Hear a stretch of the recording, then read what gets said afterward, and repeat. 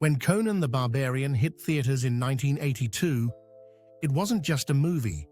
It was a cinematic force that launched careers and etched unforgettable faces into pop culture history.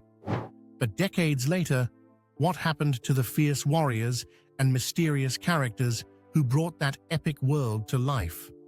Some rose to fame, others faded into quiet lives, and sadly, a few are no longer with us. Stick around as we uncover the fates of Conan the Barbarian's legendary cast. You might be surprised who's still swinging a sword today. 1. James Earl Jones. When you think of movie villains, who comes to mind? Darth Vader, right? Well, guess what? The same man who breathed menacing life into that black helmet also created one of Conan's most terrifying enemies.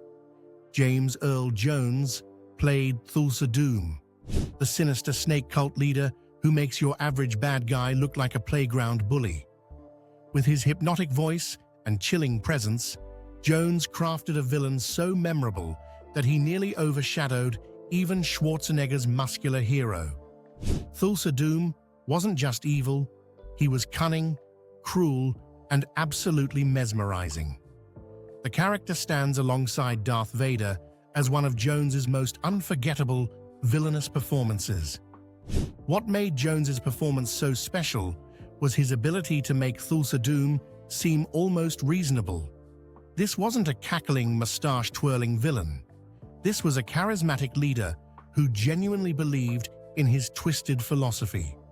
When he speaks to Conan about the riddle of steel versus the strength of flesh, you almost find yourself considering his point of view. That's the mark of a truly great villain, one who makes evil look attractive, even logical. The famous scene where Thulsa Doom commands one of his followers to step off a cliff, and the person does it willingly, remains one of the most chilling moments in 80s cinema.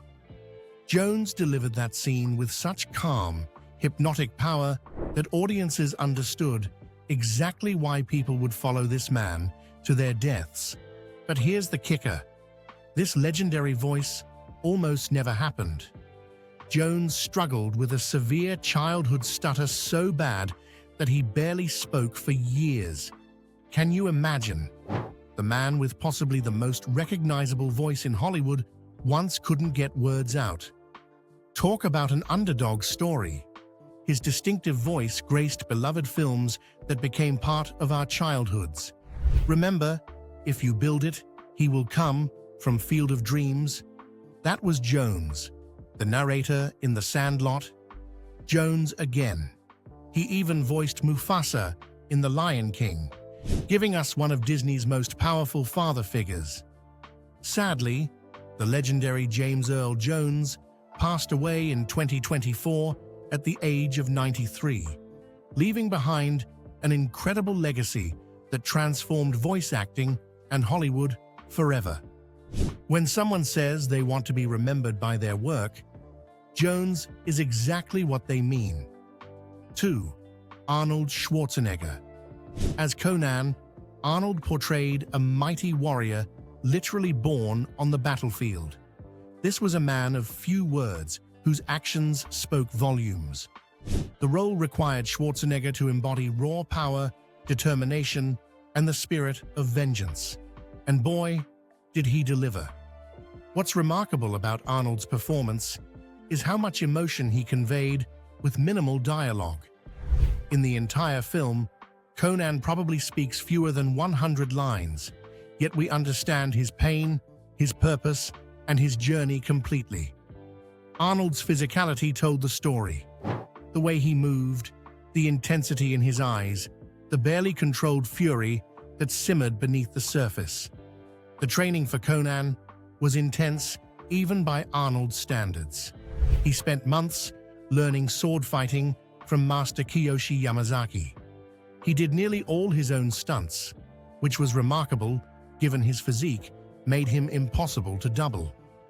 Director John Milius would later say that Arnold worked 12-hour days on set, then walked 2 miles, then worked out for another 2 hours. The dedication was insane. But here's the wild part. Arnold's journey to becoming Conan is just the beginning of one of Hollywood's most unlikely success stories. This guy went from bodybuilding champion to global superstar to actually governing California. Try putting that on a resume. Before Conan, Arnold had already won Mr. Olympia 7 times. 7. When he transitioned to acting, people were skeptical. His early film, Stay Hungry, in 1976, showed promise, but it was the 1-2 punch of Conan in 1982 and The Terminator in 1984 that catapulted him into the stratosphere. After that, Arnold became unstoppable. Commando, Predator, Total Recall, Terminator 2, the hits just kept coming. He practically owned the action genre throughout the 80s and 90s. Then, in a move that shocked everyone, he pivoted to politics in the 2000s, serving 2 terms as California's governor from 2003 to 2011. Today, Arnold remains active in entertainment and is a passionate environmental activist. He's also become something of an internet sensation, inspiring people with his motivational speeches and showing that you can reinvent yourself at any age. At 77, he's still making movies and appearing in franchises like The Expendables. The man simply doesn't quit. 3. Nadiuska. Nadiuska played Conan's mother in those heartbreaking opening scenes.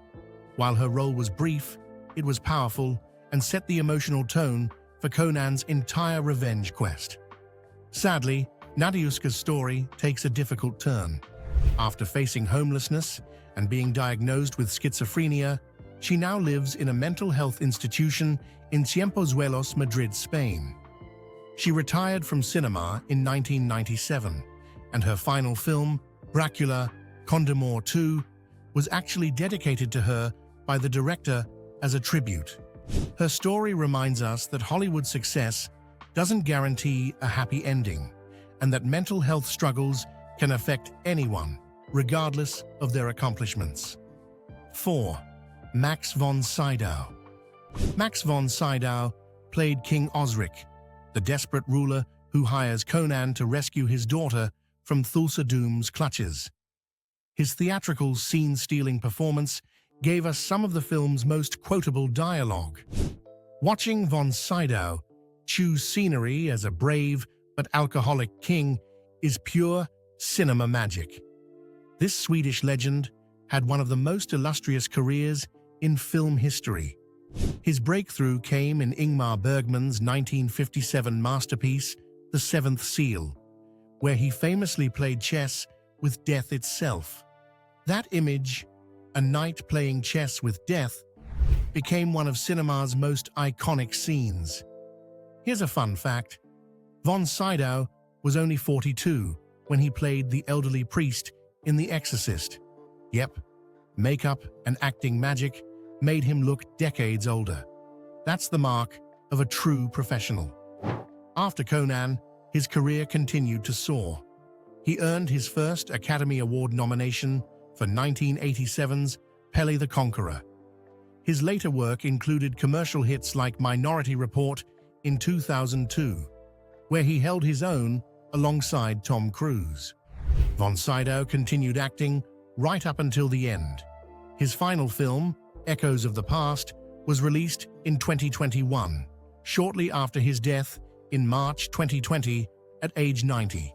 He left behind a body of work that spans decades and dozens of unforgettable performances. 5. Valerie Quennessen. Valerie Quennessen portrayed Princess Yasmina, the royal captive under Thulsa Doom's spell, whom Conan must rescue. While not the largest role, her performance added crucial depth to the quest narrative. Quennessen's path to acting was almost accidental. She started taking acting classes as a shy teenager after performing as a child acrobat. Her breakthrough came with the 1979 film French Postcards, which led to increased American recognition in 1982's Summer Lovers, where she starred alongside Peter Gallagher and Daryl Hannah. Following these successes, Quenison made a surprising choice. She stepped away from Hollywood to focus on family life. But her story ends in tragedy. In 1989, at just 31 years old, Quenison died in a car accident in France. She left behind a small but memorable body of work and the lingering question of what might have been. 6. Cassandra Garver. Cassandra Garver played the witch, a malevolent sorceress who takes wicked pleasure in tormenting her victims. Her memorable scene with Schwarzenegger remains one of the film's most discussed moments among fans, though perhaps for reasons we shouldn't detail here. Garver started her career on television with General Hospital before landing a 12-episode role in the first 2 seasons of Trapper John, M.D. Beyond Conan, she appeared as Alessa in High Road to China and was even featured on the cover of Jefferson Starship's album Spitfire. How cool is that? Throughout the late 1980s, Garver appeared in numerous B-movies, building a steady career in genre films. But here's the exciting part. Garver remains active in the industry today. She appeared in the 2022 film Chariot alongside John Malkovich. She's also expanded her career behind the camera, working as a producer and casting assistant. Talk about staying power. 7. Ben Davidson. Ben Davidson made a lasting impression as Rexor, Thulsa Doom's brutal right-hand man and one of the most physically imposing villains in Conan the Barbarian. His sheer size alone was intimidating, but what truly set Davidson apart was the emotional intensity he brought to the role. Rexor wasn't just muscle. He felt dangerous, loyal, and deeply devoted, giving the character a presence that often rivaled even Schwarzenegger's on screen. Before ever stepping onto a movie set, Davidson had already built a legendary reputation in professional football. He starred at the University of Washington and played in the Rose Bowl before being drafted in 1961. As a defensive end for the Oakland Raiders, he became known for his aggressive style of play and larger-than-life personality. He earned 3 AFL All-Star selections and was feared across the league, not just for his size, 6 feet 8 inches and 275 pounds, but for his intensity and willingness to dominate every snap. That same intensity translated naturally to acting. Davidson made his film debut in Robert Altman's M.A.S.H., playing a football player in a role that subtly poked fun at his real-life persona.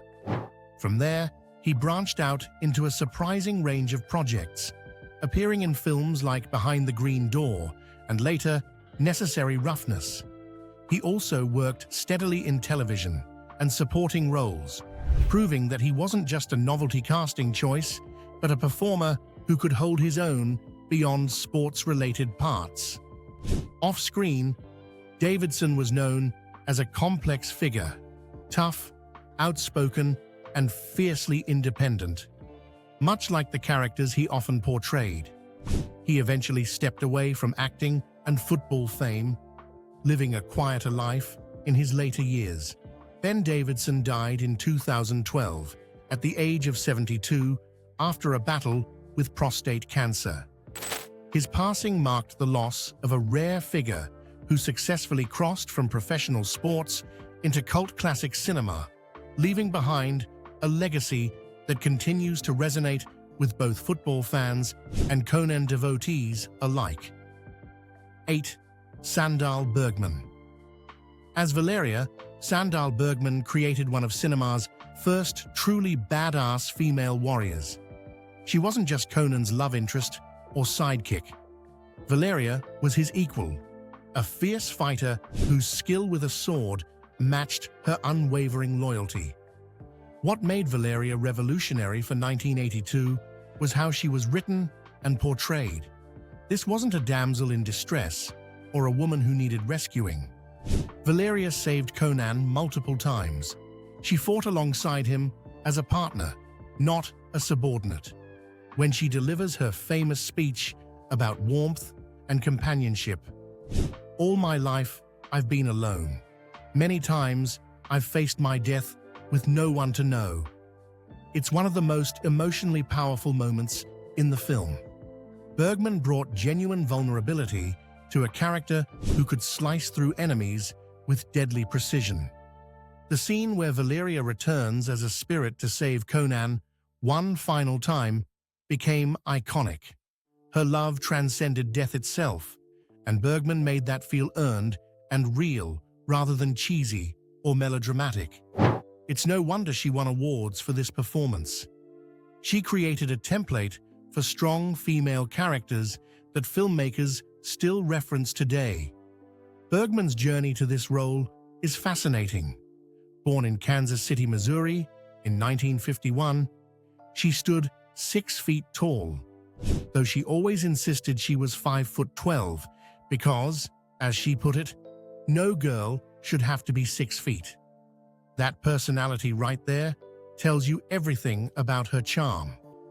After Conan, Bergman appeared in about 50 films and TV shows, including Red Sonja, She, and TV series like Murder, She Wrote, and Designing Women.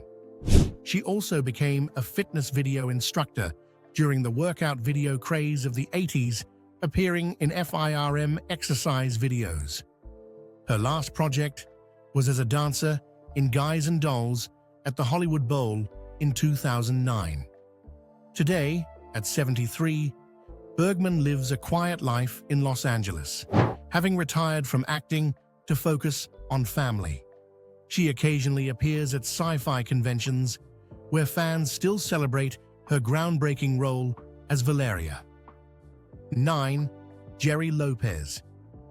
Here's one of the coolest casting stories in the movie. Jerry Lopez played Subutai, the wily Hyrcanian archer and thief who becomes Conan's loyal companion. But Lopez wasn't an actor at all. He was a legendary surfer.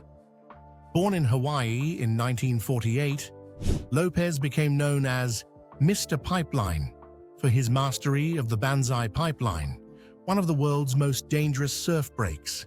He won the Pipeline Masters competition in 1972 and 1973. The man was basically a god in the surfing world, known for his smooth style and zen-like approach to riding waves. So how did a surfer end up in a sword and sorcery epic? Through his friendship with director John Milius, who was also an avid surfer. They had worked together on the surf film Big Wednesday in 1978. When Milius was writing Conan, he actually asked Lopez to suggest a good, strong name for a character. Lopez came up with Thorgrim, which ended up going to another character. But Milius liked Lopez so much that he wrote the role of Subutai specifically for him. Lopez told interviewers that he protested, saying, "I can't act." But Milius assured him, "Don't worry, you'll be fine." And he was right. Lopez's natural charisma and authentic presence brought Subutai to life. After Conan, a talent agent offered to represent Lopez and get him more roles. But there was one condition: he would have to move to Hollywood. Lopez's response? "I think I'd rather stay in Maui." And just like that, he chose surfing over stardom. Today, at 76, Lopez lives in Bend, Oregon, where he continues to shape surfboards and has taken up snowboarding with the same enthusiasm he brought to surfing. 10. Mako Iwamatsu. Mako played the wizard Akiro, the narrator who opens the film with those unforgettable words. Between the time when the oceans drank Atlantis and the rise of the sons of Arias, there was an age undreamed of. His voice set the mystical, epic tone for everything that followed. Born Makoto Iwamatsu in Kobe, Japan, in 1933, Mako's journey to Hollywood was shaped by history. His parents were political dissidents who moved to the United States in 1939, leaving young Mako with his grandmother. After World War II, in 1949, he joined them in America at age 15.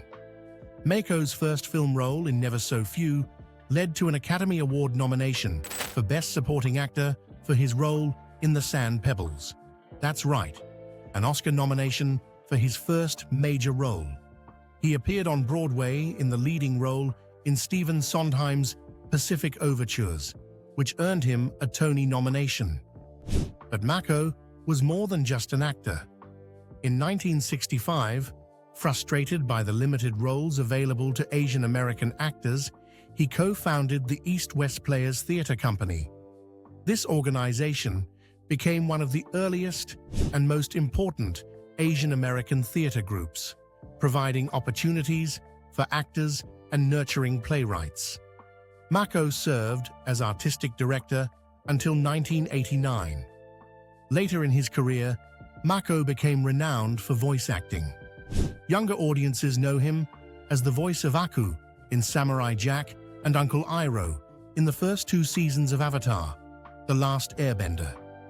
In fact, when director Genndy Tartakovsky created Aku, he had Mako specifically in mind, making it the only character he created for a specific performer. Mako died on July 21, 2006, at age 72, from esophageal cancer. One day before his death, he had been confirmed to voice Splinter in the film TMNT, and he had completed all his recordings. The film was dedicated to his memory. Avatar: The Last Airbender dedicated the Tale of Iroh episode to him, and a main character in the sequel series, The Legend of Korra, was named Mako in his honor. 11. William Smith. William Smith had maybe 77 seconds of dialogue as Conan's father, but what an impact those 77 seconds made. His opening monologue about the riddle of steel. No one in this world can you trust. Not men, not women, not beasts. This you can trust.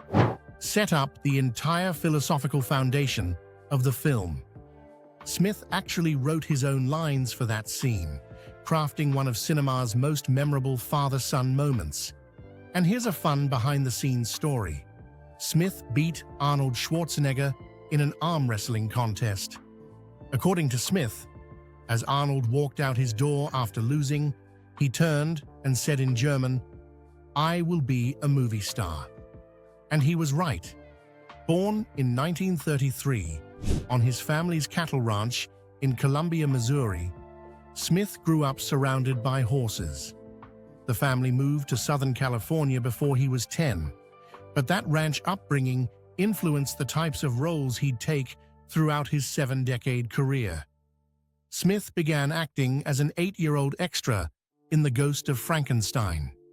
But before becoming a full-time actor, he enlisted in the Air Force during the Korean War, flying secret missions. He also earned a master's degree from UCLA. The guy was brilliant, tough, and talented. With his chiseled features and muscular build, Smith became Hollywood's go-to tough guy.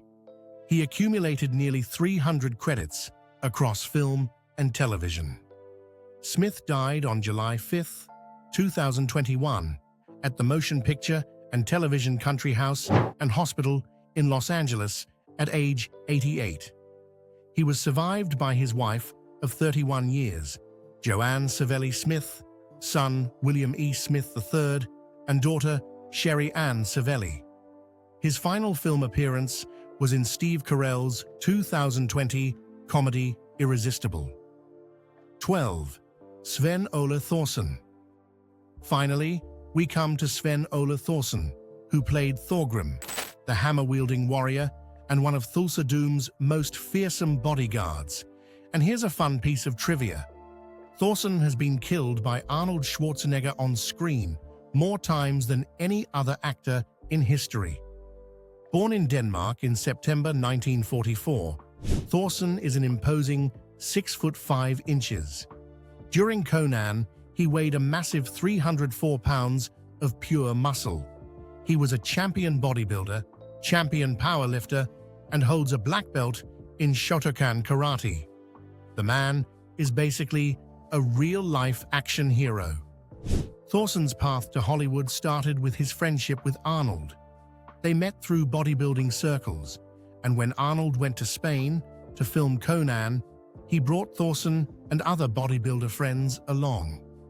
When director John Milius saw Thorson, he was blown away by his size and Viking appearance. Here's how Thorson got his character's name. Milius asked him for a good, strong name for a character. Thorson suggested Thorgrim, and 6 months later, Milius called him back to play the role. Thorson brought 10 of his biggest bodybuilder friends from Denmark to Spain. The crew called them the Animals, and they ended up doing most of the film's stunts. The hammer Thorgrim wielded weighed 55 pounds. Thorson practiced with it for hours every day. In one scene where he fights Arnold on horseback, the weight and momentum of swinging the hammer actually pulled him out of the saddle multiple times before they got the shot. Even at 320 pounds, he couldn't counterbalance that massive prop. After Conan, Thorson moved to the United States in 1985 and became Arnold's most frequent collaborator. He's been credited in 15 Arnold Schwarzenegger movies, 12 as an actor, and 3 as a stuntman or trainer. The list includes Predator, The Running Man, Twins, Red Heat, and End of Days. Beyond Arnold's films, Thorson built an impressive career. He appeared in classics like Lethal Weapon, The Hunt for Red October, and Gladiator, where he played Tigress of Gaul. He beat out Lou Ferrigno for that role and won 2 TAURUS World Stunt Awards for his performance. Today, Thorson lives in Spain with his wife Birgitte Sunding. He founded the Danish Bodybuilding Federation in 1979 and co-founded Cigar Night at Schatzi in Santa Monica with Arnold. Even now, he makes occasional appearances at conventions and film events, delighting fans with stories from his action-packed career. The movie Conan the Barbarian turned 43 years old this year, but it hasn't aged a day in the hearts of fans. New viewers discover it constantly, drawn by its reputation and staying for its raw, powerful storytelling.